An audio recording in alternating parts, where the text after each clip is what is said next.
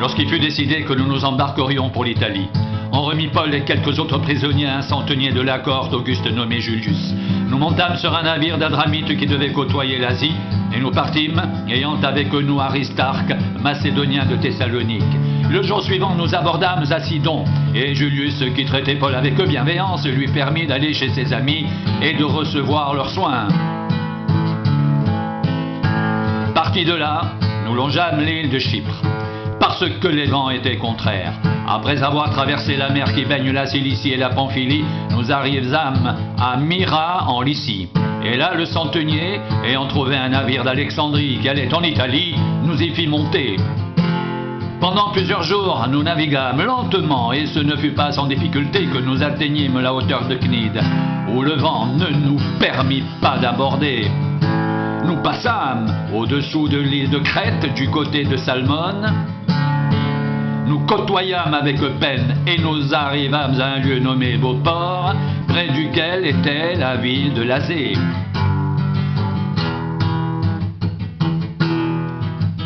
Un temps assez long s'était écoulé et la navigation devenait dangereuse, car l'époque même du jeûne était déjà passée. C'est pourquoi Paul avertit les autres en disant « Ô hommes, je vois que la navigation ne se fera pas sans péril et sans beaucoup de dommages, non seulement pour la cargaison et pour le navire, mais encore pour nos personnes. »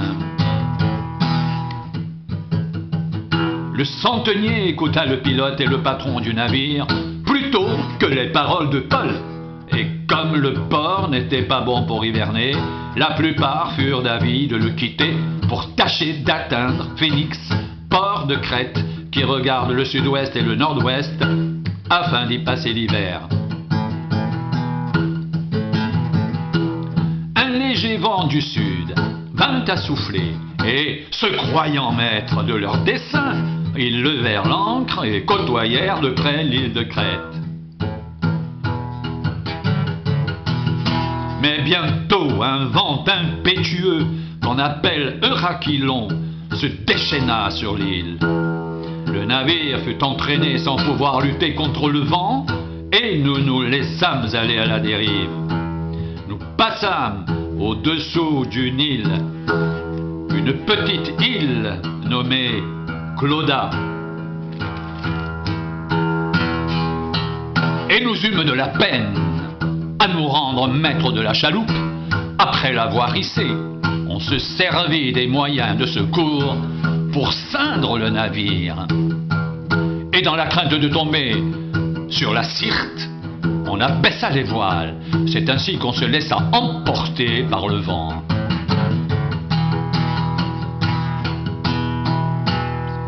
Nous étions violemment battus par la tempête. Le lendemain, on jeta la cargaison à la mer, et le troisième jour, nous y lançâmes de nos propres mains les agrès du navire.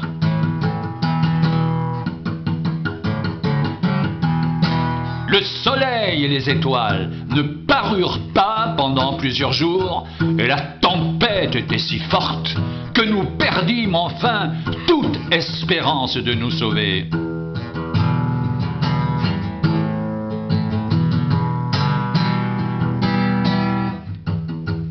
On n'avait pas mangé depuis longtemps. Alors Paul, se tenant au milieu de leur, dit « Ô homme, il fallait m'écouter et ne pas partir de Crète afin d'éviter ce péril et ce dommage. Maintenant je vous exhorte à prendre courage, car aucun de vous ne périra, et il n'y aura de perte que celle du navire. Un ange du Dieu à qui j'appartiens et que je sers m'est apparu cette nuit et m'a dit « Paul, ne crains point, il faut que tu comparaisses devant César, et voici, Dieu t'a donné tous ceux qui naviguent avec toi. C'est pourquoi, ô homme, rassurez-vous, car j'ai cette confiance en Dieu, qu'il en sera comme il m'a été dit, mais nous devons échouer sur une île. »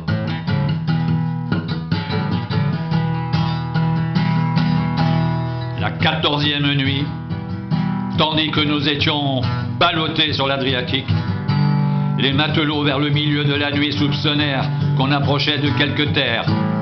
Ayant jeté la sonde, ils trouvèrent 20 brasses, Un peu plus loin, ils la jetèrent de nouveau et trouvèrent 15 brasses. Dans la crainte de heurter contre des écueils, ils jetèrent 4 ancres de la poupe et attendirent le jour avec impatience.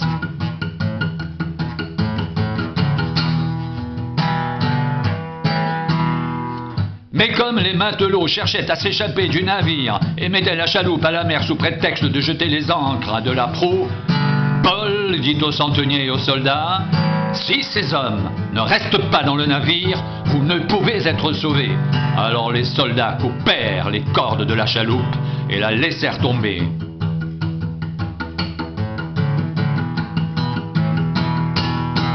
Avant que le jour paraisse, Paul exhorta tout le monde à prendre de la nourriture, disant: « C'est aujourd'hui le 14e jour que vous êtes dans la tente et que vous persistez à vous abstenir de manger.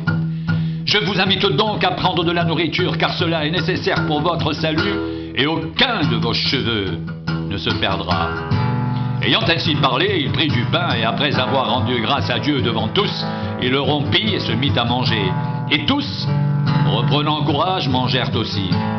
Nous étions dans le navire 276 personnes en tout. Quand ils eurent mangé suffisamment, ils allégèrent le navire en jetant le blé à la mer.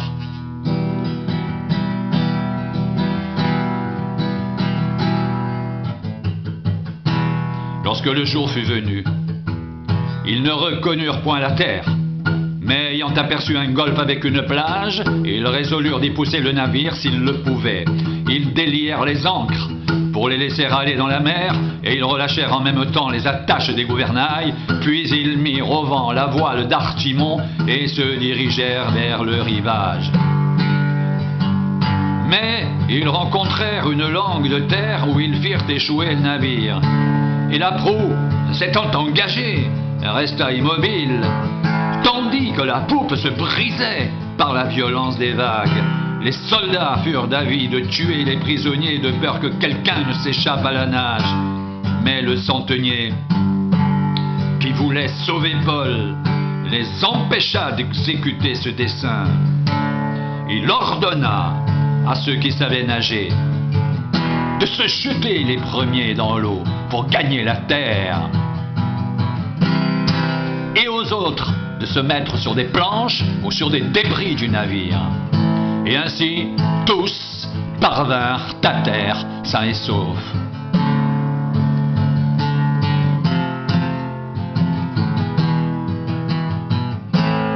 Une fois hors de danger, nous reconnûmes que l'île s'appelait Malte.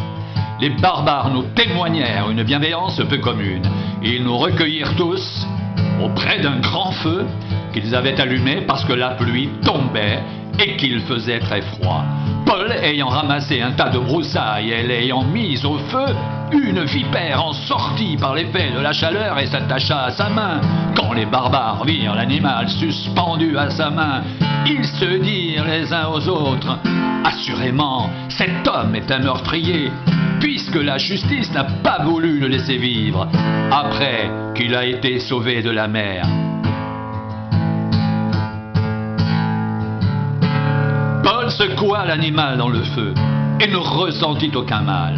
Ces gens s'attendaient à le voir enfler ou tomber mort subitement, mais après avoir attendu, voyant qu'il ne lui arrivait aucun mal, ils changèrent d'avis et dirent que c'était un dieu.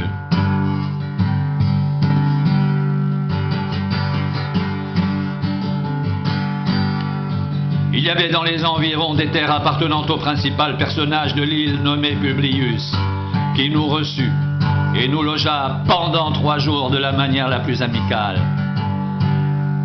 Le père de Publius était alors au lit, malade de la fièvre et de la dysenterie. Paul, s'étant rendu vers lui, pria, lui imposa les mains et le guérit. Là-dessus vinrent les autres malades de l'île, et ils furent guéris. On nous rendit de grands honneurs, et à notre départ, on nous fournit les choses dont nous avions besoin. Après un séjour de 3 mois, nous nous embarquâmes sur un navire d'Alexandrie qui avait passé l'hiver dans l'île et qui portait pour enseigne les Dioscures.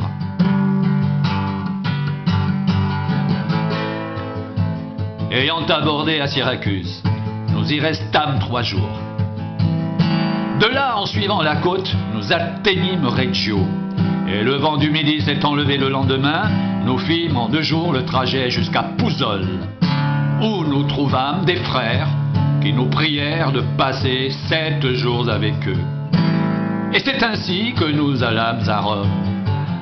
De Rome vinrent à notre rencontre jusqu'au forum d'Appius et aux 3 tavernes les frères qui avaient entendu parler de nous. Paul, en les voyant, rendit grâce à Dieu et prit courage. Lorsque nous fûmes arrivés à Rome, on permit à Paul de demeurer dans un domicile particulier avec un soldat qui le gardait. Au bout de 3 jours, Paul convoqua les principaux des Juifs et, quand ils furent réunis, leur adressa ces paroles. « Hommes frères, sans avoir rien fait contre le peuple, ni contre les coutumes de nos pères, j'étais mis en prison à Jérusalem et livré de là entre les mains des Romains. Après m'avoir interrogé, ils voulaient me relâcher, parce qu'il n'y avait en moi rien qui mérite la mort. Mais les Juifs s'y opposèrent et j'ai été forcé d'en appeler à César, n'ayant du reste aucun dessein d'accuser ma nation. Voilà pourquoi j'ai demandé à vous voir et à vous parler, car c'est à cause de l'espérance d'Israël que je porte cette chaîne. » Ils lui répondirent, « Nous n'avons reçu de Judée aucune lettre à ton sujet. Et il n'est venu aucun frère qui ait rapporté ou dit du mal de toi. Mais nous voudrions apprendre de toi ce que tu penses, car nous savons que cette secte rencontre partout de l'opposition. »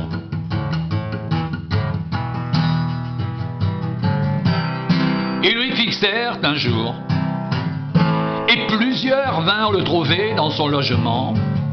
Paul leur annonça le royaume de Dieu en rendant témoignage et en cherchant, par la loi de Moïse et par les prophètes, à les persuader de ce qui concerne Jésus.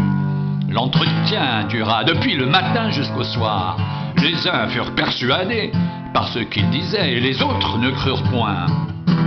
Comme ils se retiraient en désaccord, Paul n'ajouta que ces mots. « C'est avec raison que le Saint-Esprit, parlant à vos pères par le prophète Ésaïe, a dit, « Va vers ce peuple et dis, vous entendrez de vos oreilles et vous ne comprendrez point. Vous regarderez de vos yeux et vous ne verrez point. Car le cœur de ce peuple est devenu insensible, ils ont endurci leurs oreilles et ils ont fermé leurs yeux de peur qu'ils ne voient de leurs yeux, qu'ils n'entendent de leurs oreilles, qu'ils ne comprennent de leur cœur, qu'ils ne se convertissent et que je ne les guérisse. » Sachez donc que ce salut de Dieu a été envoyé aux païens et qu'ils écouteront. Lorsqu'il eut dit cela, les Juifs s'en allèrent, discutant vivement entre eux. Paul demeura 2 ans entiers dans une maison qu'il avait louée. Il recevait tous ceux qui venaient le voir, prêchant le royaume de Dieu et enseignant ce qui concerne le Seigneur Jésus-Christ en toute liberté et sans obstacle.